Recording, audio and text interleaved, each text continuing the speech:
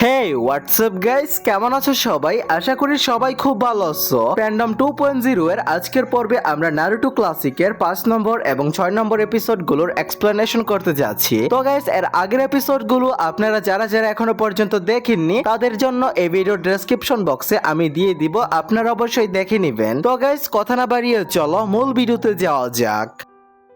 তো এপিসোডের শুরুতে আমরা দেখি কাকাশি সাবস্টিটিউশন জুৎসু ব্যবহার করে সেখান থেকে বেঁচে যায়। এটা দেখে সাসকে দৌড়ে পালাতে পালাতে মনে মনে ভাবে ওরা শুধু নজর না দেওয়ার বান করছিল, এখন ওরা আমার লোকেশন জেনে গেছে, আমাকে দ্রুত অন্য কোনো জায়গায় খুঁজে নিতে হবে।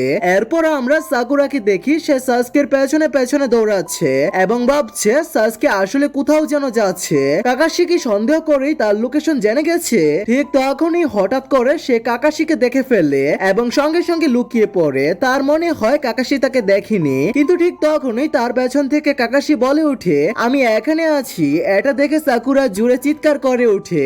এদিকে আমরা নারুটোকে দেখি সে একটি কোণায় দিয়ে নিজের পায়ে বাঁধা দড়ি কেটে নিচে নেমে আসে এবং বলে, এবার আমি তোমার কোনো ফাঁদেই পড়বো না। কিন্তু পরক্ষণে সে আবার আরেকটা ফাঁদে আটকে যায়। এরপর কাকাশি সাকুরার উপর এক ধরনের জুৎসু ব্যবহার করে, যার ফলে সাকুরা কিছুক্ষণ আগে সবকিছু ভুলে যায়। সে বলতে থাকে, আমি কে, আমি কোথায় আছি? ঠিক তখনই পেছন থেকে সাসকে তার নাম ধরে ডাকে। সাকুরা খুশি হয়ে পেছনে ঘুরে তাকায়, কিন্তু সাসকে কে ভীষণ ভাবে আহত অবস্থায় দেখে সে চিৎকার করে অজ্ঞান হয়ে যায়। তখন কাকাশি বলে, মনে হয় আমি একটু বেশি করে ফেলেছি। কিন্তু সাকুরার চিৎকার শুনে সাসকে সেখানে চলে আসে এবং বুঝতে পারে সাকুরা গেনজুৎসুতে আটকে গেছে। তখন সে কাকাশিকে বলে, আমি নারুটো আর সাকুরার মতো নই। কাকাশি জবাব দে, সেটা তুমি আমার কাছ থেকে রেলস নেওয়ার পরেই প্রমাণ করতে পারবে।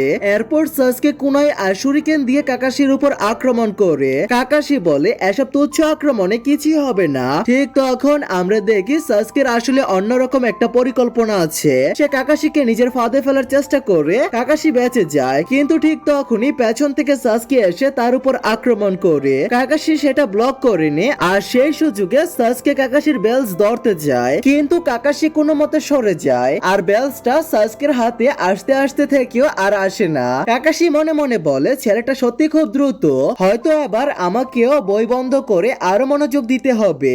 এরপর আমরা সাকুরাকে দেখি সে জেগে উঠে সাসকের কথা ভাবতে থাকে। সে ভাবে, আমাকে সাসকে বাঁচাতে হবে, সে আহত হয়েছে। ঠিক তখনই সাসকে হ্যান্ড সাইন বানাতে শুরু করে এবং বলে, ফায়ারবল জুৎসু। এটা দেখে কাকাশি অবাক হয়ে বলে, এটা কিভাবে সম্ভব? এতে তো অনেক চাকরা লাগে, তুমি কি সত্যি এটা করতে পারো? সাসকে তার মুখ থেকে আগুন ছুড়ে দে। আগুন সরে গেলে সে দেখে কাকাশি সেখানে নেই। ঠিক তখনই মাটির ভেতর থেকে কাকাশি সাসকের পা ধরে বলে, আমি সেখানে থাকি যেখানে তুমি ভাবতেও পারবে না। তারপর সে সাসকে টেনে মাটির ভেতরে ঢুকিয়ে দে এবং বাইরে এসে বলে, এটাই art style head Hunter jutsu. এরপর কাকাশি বলে, তোমার ভেতরে যোগ্যতা আছে, তুমি অন্যদের থেকে আলাদা, কিন্তু আলাদা হওয়া মানে সেরা হওয়া নয়। এরপর আমরা নারুটোকে দেখি সে ভাবে, কাকাশি স্যার বলেছিলেন বেলস না পেলে লাঞ্চ নেই, কিন্তু যদি আমি একই লাঞ্চ খেয়ে ফেললি তাহলে উনি কিছুই করতে পারবেন না। ঠিক তখনই কাকাশি তাকে ধরে ফেলে এবং বলে, ভালো চেষ্টা ছিল। এরপর আমরা দেখি সাকুরা সাসকে খুঁজে পায়, কিন্তু তাকে এইভাবে মাটিতে আধা পুঁতা অবস্থায় দেখে সে আবার অজ্ঞান হয়ে যায়। কিছুক্ষণ পর তার জ্ঞান ফিরে আসে। সে সাসকে একদম ঠিকঠাক দেখে আনন্দে তাকে জড়িয়ে ধরে, কিন্তু সাসকে বলে, আরে ছাড়ো, আমার থেকে দূরে থাকো। এরপর সে দাঁড়িয়ে বলে, আমাকে যেভাবে হোক বেলস নিতে হবে, টাইম শেষ হওয়ার আগেই। এটা শুনে সাকুরা ভয় পেয়ে যায়। সে ভাবে, সাসকে তো কোনো মতের বেলসটা নিয়ে পাস হয়ে যাবে, কিন্তু আমি কি করব? আমি যদি ফেল করি তাহলে তো সাসকের থেকে আলাদা হয়ে যাব। তাই সে সাসকে থামাতে যায় এবং বলে, চলো না এই বছরটা ছেড়ে দেই, আমরা পরের বছর আবারও চেষ্টা করব।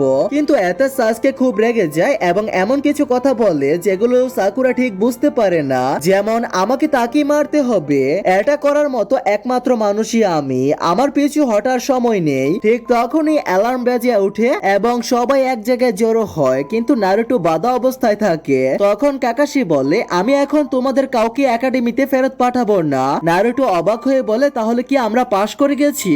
আর সাকুরা বললে, আমি তো কিছুই করিনি। তারা সবাই খুশি হয়ে যায়, কিন্তু কাকাশি পুরো কথাটা বললে, তোমরা আর একাডেমিতে যাবে না, কারণ তোমাদের চিরতরের জন্য নিনজা প্রোগ্রাম থেকে বাদ দেওয়া হচ্ছে। এটা শুনে 3 তিনজনের পায়ের নিচ থেকে মাটি সরে যায়। সাসকে রেগে গিয়ে কাকাশির উপর আক্রমণ করতে যায়, কিন্তু কাকাশি খুব সহজেই তাকে ধরে ফেলে এবং তার উপর বসে পড়ে। এটা দেখে সাকুরা প্রায় পাগল হয়ে যায়। তখন কাকাশি বলে, তোমরা এখন জানো না নিনজা হওয়া মানে কি? তোমরা এটাকে শুধু একটা খেলা হিসেবে ভাবছো।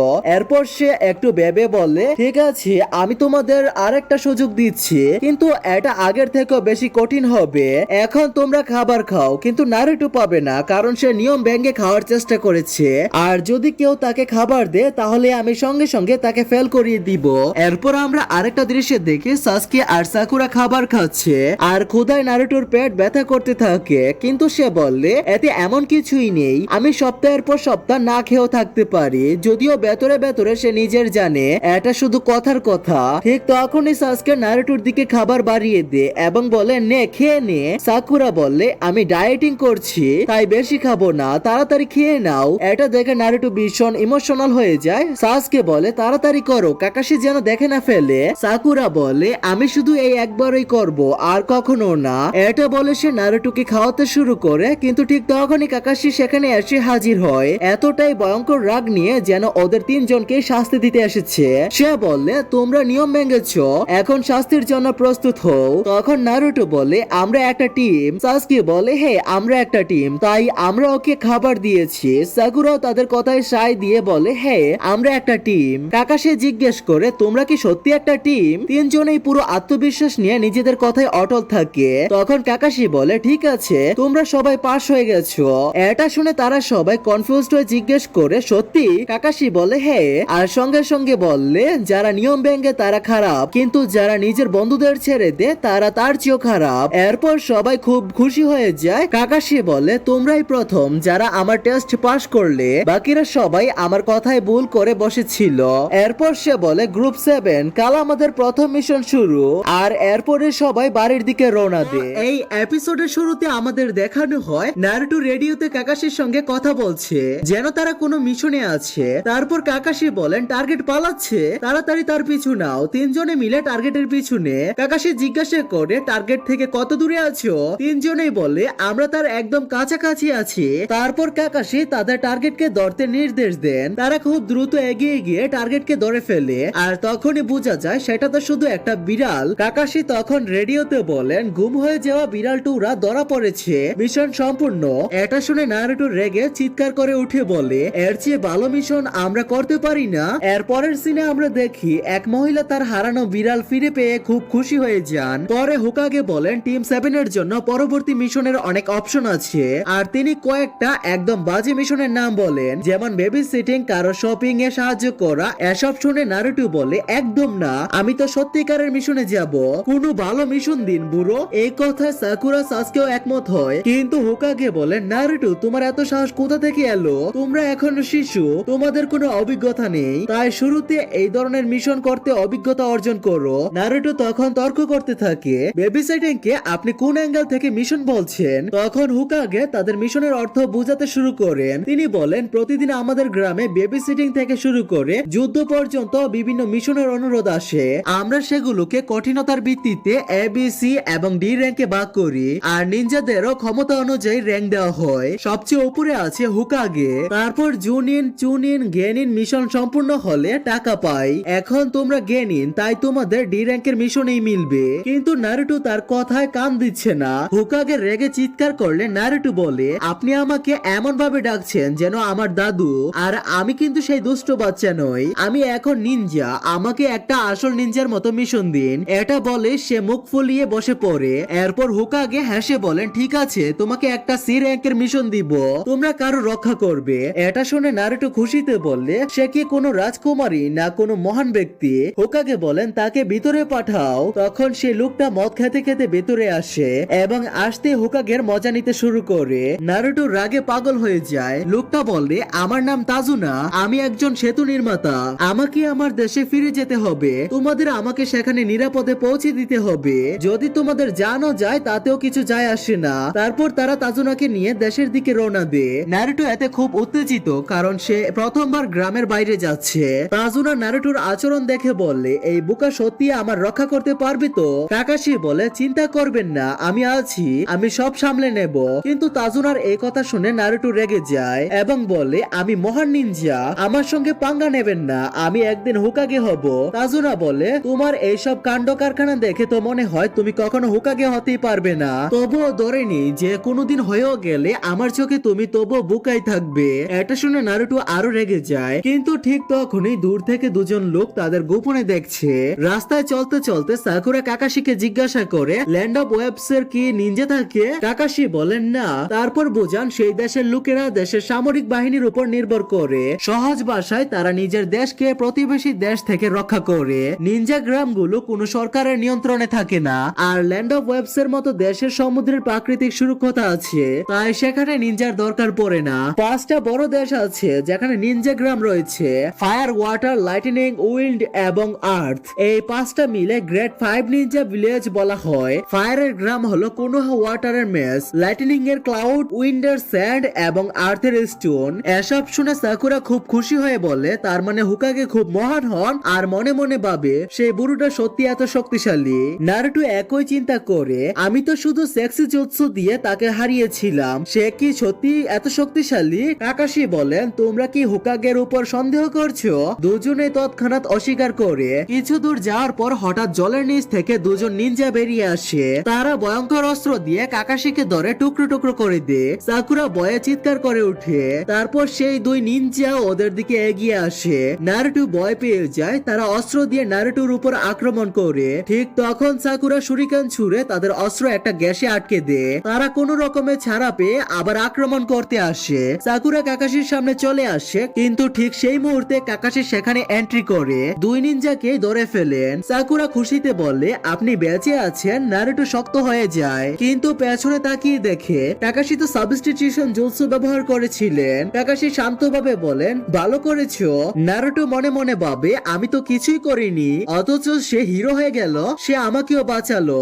লড়াই করতে তার ভয় লাগেনি। তারপর সাকুরা নিনজাদের দিকে তাকিয়ে বলে বেজা বিড়ালের মতো লাগছে। এতে নারুটো রেগে যায়, কিন্তু কাকাশি তাকে থামান, কারণ নিনজাদের অস্ত্রে বিষ ছিল। নারুটো যদি বেশি নড়াচড়া করে তাহলে বিষ পুরো শরীরে ছড়িয়ে যাবে। তারপর কাকাশি দুই নিনজাকে বেঁধে ফেলেন। তারা কাকাশিকে জিজ্ঞাসা করেন আপনি আমাদের সম্পর্কে কিভাবে জানলেন? কাকাশি বলেন 7 দিন ধরে যেখানে বৃষ্টি হয়নি সেখানে হঠাৎ জল কোথা থেকে এলো? তাজুনা বলে তাহলে আপনি ইচ্ছে করে বাচ্চাদের একা লড়তে ছেড়ে দিলেন? কাকাশি বলে আমি জানতে চেয়েছিলাম তাদের টার্গেট আপনি না আমরা। আপনার দেওয়া অনুরোধ অনুযায়ী আমাদের আপনাকে ডাকাতদের থেকে বাঁচাতে হবে। আপনি তো বলেনি যে আপনার পেছনে নিনজা লেগে আছে। যদি আগে জানতাম তাহলে এটা বি র্যাঙ্ক বা তার উপরে হতো।